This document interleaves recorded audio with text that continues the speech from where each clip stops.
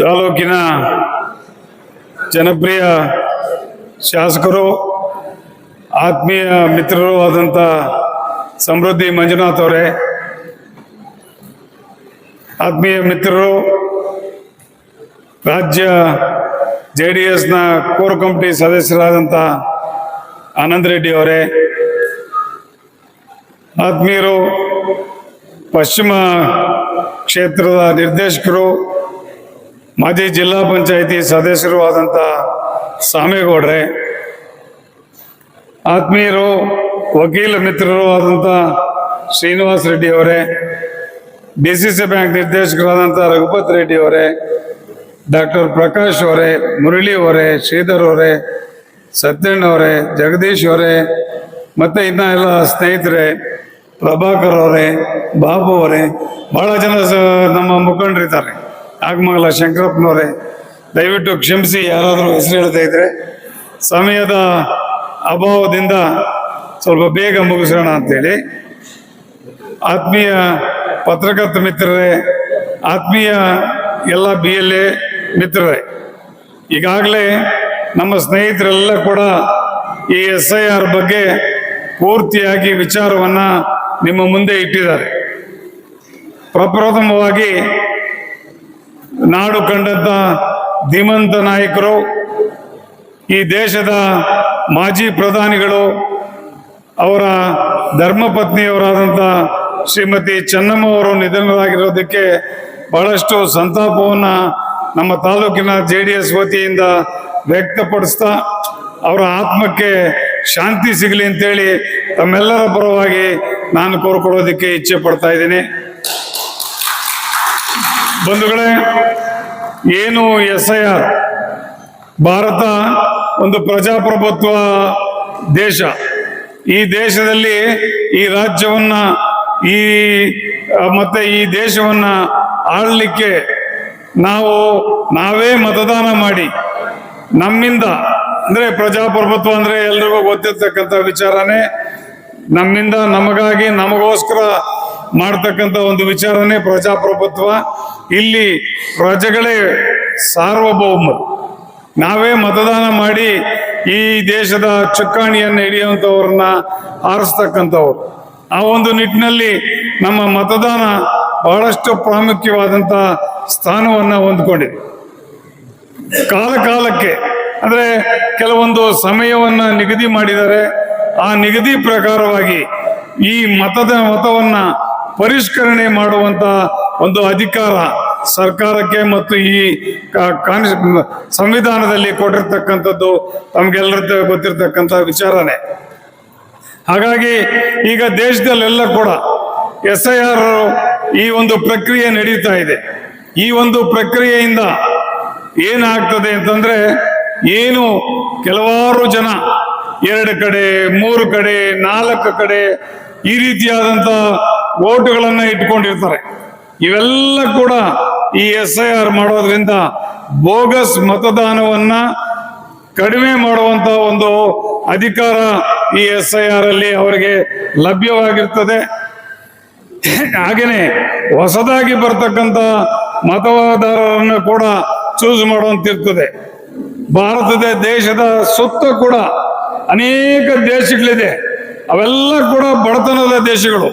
ಅವೆಲ್ಲ ಕೂಡ ಬಡತನದಿಂದ ನಮ್ಮ ಒಂದು ದೇಶಕ್ಕೆ ಬಂದು ಇಲ್ಲಿ ಮತದಾನವನ್ನ ಹೊಂದುವಂತ ರೀತಿ ನಡೀತಾ ಇರೋದ್ರಿಂದ ಆ ಮತದಾನ ಬೇರೆಯವರಿಗೆ ದಕ್ಕದಂಗೆ ಬರೀ ಭಾರತೀಯರಿಗೆ ಮಾತ್ರ ಮತದಾನ ಪೌರತ್ವ ಇರ್ತಕ್ಕಂಥವರಿಗೆ ಮಾತ್ರ ಮತದಾನ ಇರಬೇಕು ಅನ್ನೋ ಒಂದು ನಿಟ್ಟಿನಲ್ಲಿ ಈ SIR ಅನ್ನ ಪ್ರಾರಂಭ ಮಾಡಿದ್ದಾರೆ.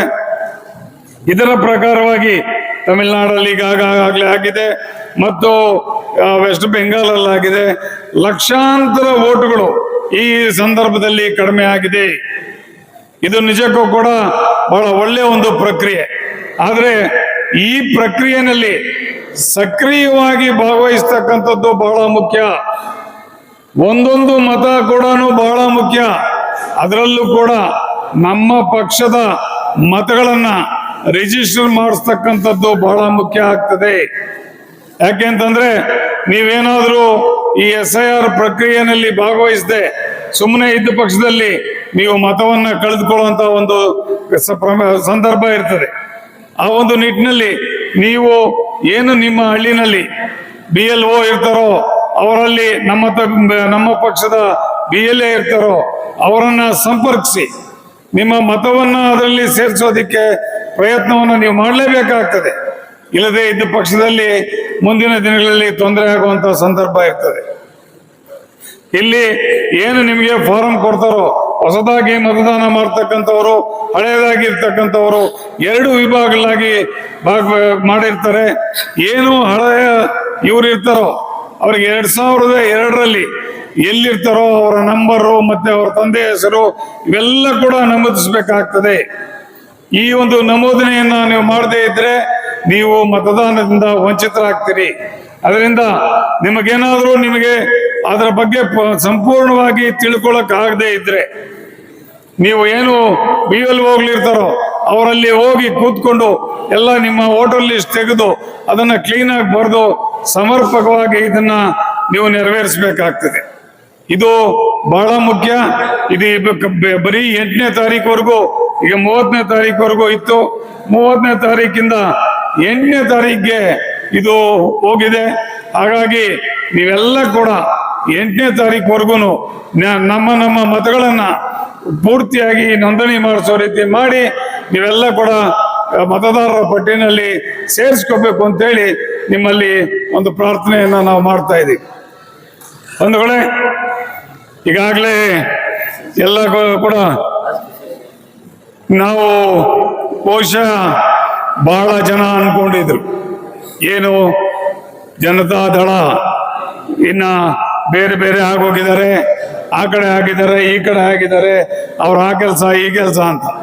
ಒಂದನ್ನ ತಿಳ್ಕೊಳ್ಳಿ, ನಮಗೂ ಮತ್ತು ಏನು MLA ಅವ್ರಿಗೂ ಯಾವುದೇ ರೀತಿಯಾದಂತ ವೈಮನಸ್ಯಗಳು ಇರಲಿಲ್ಲ. ಕೆಲವು ಭಿನ್ನಾಭಿಪ್ರಾಯಗಳು, ಸಣ್ಣ ಪಣ್ಣ ಭಿನ್ನಾಭಿಪ್ರಾಯಗಳು, ಹೆರೀಸ್ ಹ್ಯೂಮನ್ ಅಂತಾರೆ, ಮನುಷ್ಯ ಯಾವುದೋ ಒಂದು ಸಣ್ಣ ಸಣ್ಣ ಇವು ಆಗಿರ್ತವೆ, ಅವುಗಳನ್ನ ಸರಿಪಡಿಸ್ಕೊಂಡು ಹೋಗ್ತಕ್ಕಂಥದ್ದೇ ಒಂದು ನಮ್ಮ ಜವಾಬ್ದಾರಿ. ಯಾಕೆಂತಂದ್ರೆ ನಮ್ಮದೇ ಅಲ್ಲ, ಇಲ್ಲಿ ಕೂತಿರ್ತಕ್ಕಂಥವರಲ್ಲ, ನಿಮ್ಮ ಒಂದು ಭವಿಷ್ಯವನ್ನು ಕೂಡ ನೋಡ್ತಕ್ಕಂಥದ್ದು ನಮ್ಮೆಲ್ಲರ ಜವಾಬ್ದಾರಿ. ಹತ್ತಿರದಲ್ಲೇ ನಾವು ZP ಚುನಾವಣೆಗಳು, ತಾಲೂಕ್ ಪಂಚಾಯತಿ ಚುನಾವಣೆಗಳು, ಗ್ರಾಮ ಪಂಚಾಯತಿ ಚುನಾವಣೆಗಳು ಬರ್ತಾ ಇದೆ. ಇವಾಗೆಲ್ಲ ಕೂಡ ಒಗ್ಗಟ್ಟಿಂದ ನಾವು ಎದುರಿಸೋದಕ್ಕೆ ಸದಾ ಸಿದ್ಧ ಇದ್ದೀವಿ. ನಮ್ಮ MLA ಅವರು ಕೂಡ ಅಷ್ಟೇನೆ ಅನೇಕ ಒಳ್ಳೆ ಕಾರ್ಯಕ್ರಮಗಳನ್ನು ಮಾಡ್ತಾ ಇದ್ದಾರೆ. ನಾವು ಕೂಡ ಯಾವತ್ತೂ ಕೂಡ ಈಗ ನಮ್ಮ MLA ಅವರು ಹೇಳಿದ್ದಾರೆ, ನಾವು ಹೇಳಿದ್ದೀವಿ. ಅವರ ಒಡನಾಟ ಹೇಗೆ ಅಂದ್ರೆ ಗಂಡ ಹೆಂಡತಿ ಇದ್ದಂಗೆ. ಮళ్ళీ ರಾತ್ರಿ ಏನ್ చేస్తారో ಅಡ್ಗತ್ತಂಡ ಗಂಡ ಹೆಂಡತಿ ಇದ್ದಂಗೆ ಅಂತ ನಮ್ಮ MLA ಅವರು ಹೇಳಿದ್ದಾರೆ. ಎಲ್ಲರೂ ಕೂಡ ಅಷ್ಟೇನೆ. ನಮ್ಮ JDS ಪಕ್ಷದಲ್ಲಿರ್ತಕ್ಕಂಥವರು ಏನೋ ಒಂದು ಇದರಲ್ಲಿ ಸ್ವಲ್ಪ ವ್ಯತ್ಯಾಸಗಳಿರ್ಬೋದು, ಆದ್ರೆ ಅದನ್ನೇ ಮುಂದೆ ಇಟ್ಕೊಂಡು ಹೋಗುವಂತ ಪ್ರಮೇಯ ನಮ್ಗೆ ಯಾರಿಗೂ ಇಲ್ಲ.